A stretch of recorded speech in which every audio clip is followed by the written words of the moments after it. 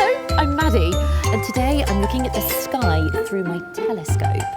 When we look through a telescope, we can see things that are really far away, close up, like those clouds and the tops of really tall trees. When we look through a telescope at night, we see different things, like the moon and the stars.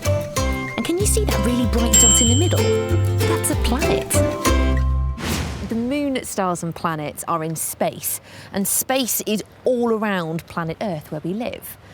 But there are some things in space that are so far away we can't see them even if we use a telescope. So we have to use something else. This is a different type of telescope. It's called a radio telescope, and it's huge. But do you know how a radio telescope works? Let's find out. How does it work? Radio telescope. To find out how a radio telescope works, I've come to an observatory. Wow! This radio telescope is so big. It's 38 metres wide. That's the same as 15 cars parked next to each other. A radio telescope collects radio waves to find out where things in space are. Radio waves carry energy through space, but they're invisible. We can't see them with our own eyes. They travel from space to Earth, but because they travel such a long way, they're not very strong or easy to find. So that's why we need something this big to find them. This part of the radio telescope is called the dish. And can you see the white box in the middle? That's called the receiver. But to find out how the dish and the receiver work together to collect radio waves, I think we need to take a closer look. Stars, planets and galaxies give off radio waves that travel through space towards Earth. Some radio waves hit the radio telescope. They bounce off the dish and into the receiver. The receiver turns radio waves into signals and sends the signals along cables to a computer.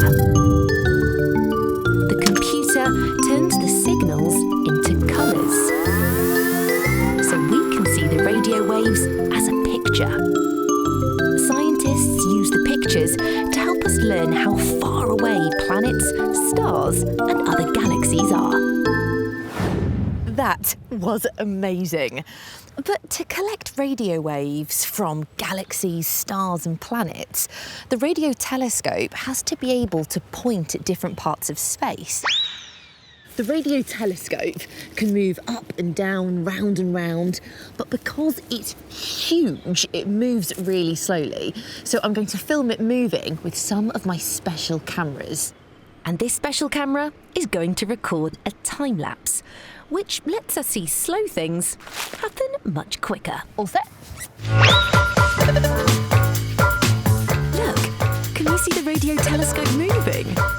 Isn't that brilliant? Oh, look at it now! It's turning around and collecting radio waves from space. Radio telescopes can be found all around the world. These ones are in America, in the mountains. And these radio telescopes are in the desert, and they work together to collect lots of radio waves at the same time. But how do all these radio telescopes know where to point? This is Ollie, and Ollie is a controller. It's his job to watch the telescopes and make sure they're all pointing the right way so they can collect radio waves from space.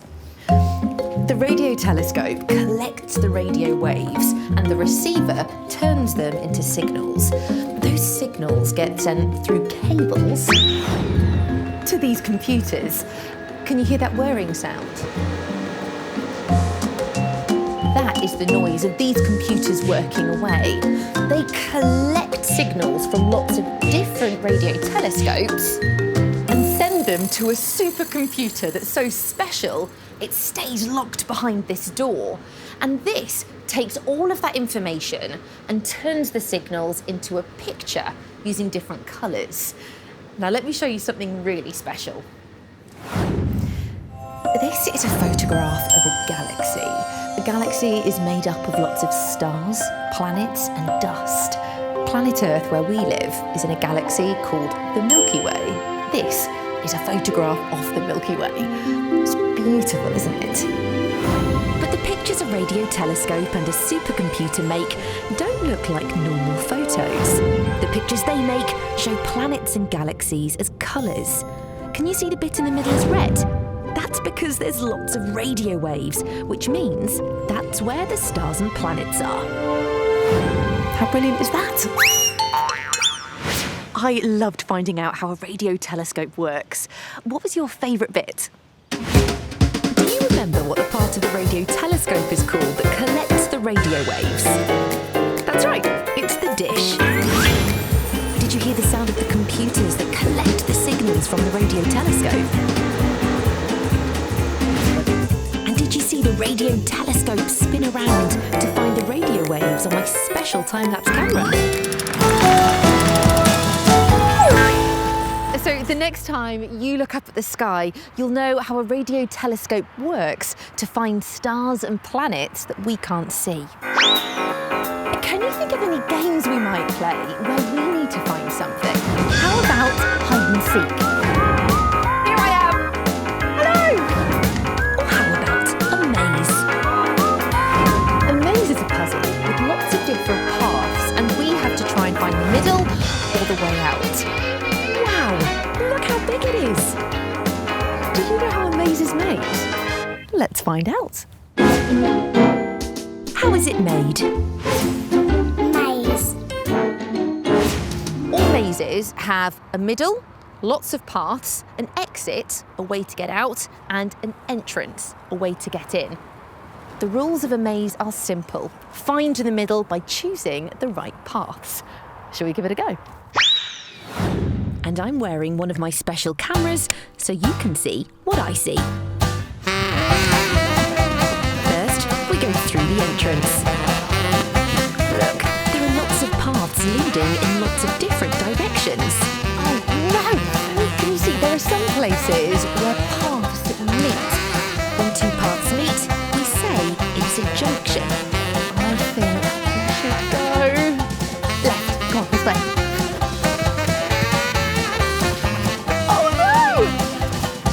It's a blocked path. It's called a dead end, and it means we need to go back the way we came. Where are we going? We must be nearly there. Yes! Woo! We found the middle. That was so much fun. There are big mazes like this one, but you might have played with a small maze instead, just like this one. This small maze works in the same way as the big maze. Can you see all the paths and junctions? But instead of me trying to find my way around it, it's got a small metal ball inside called a ball bearing. But do you know how a wooden maze like this one is made? Let's find out. But first I need to try and find the exit. To find out how a wooden maze is made, I've come here to a craft workshop. Making a maze starts with one of these. It's called a maze blank. Can you see that it's made up of lots of circles inside each other? 1, 2, 3, 4, 5. We call these concentric circles. The green line on the outside will become the outside of our maze. This is where the entrance and the exit will be. The black lines, they show us where the paths of the maze will be. But how does a maze blank turn into a maze? First, the maze blank goes on top of a light box like this, and then a piece of plain paper goes on top of that. The maze design is drawn on plain paper laid over the top of the light box. This means the design can be drawn using the circles as a guide. Whoa, there we go. This is called our path map. The path map shows us the correct path through our maze. Next, we need to copy the path map onto the maze blank. To do this, we use little pieces of black tape to make the junctions. Can you see they're being placed over the lines drawn onto the maze blank? And then white tape is used to block the path and make dead ends. Wow! So this is our finished maze design. It's got lots of different paths, junctions, and blocked off paths. But to make a wooden maze, the path map needs to go onto a computer. And here it is. This is Russell, and Russell sends the image of the maze path to this machine. It's called a CNC machine, and its job is to carve the maze path into the piece of wood. Should we see it in action?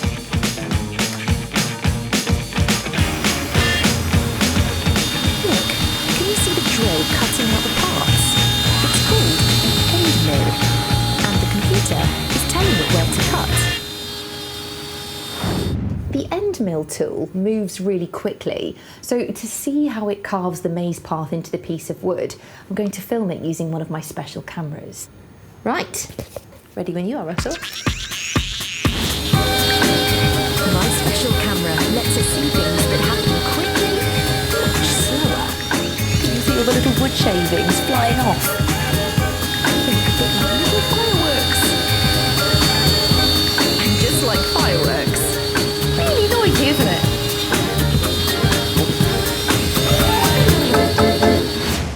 Wow, look at this.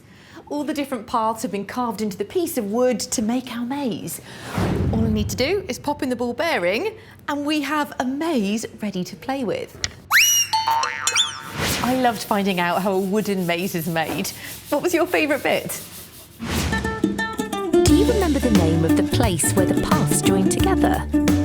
That's right, it's called a junction.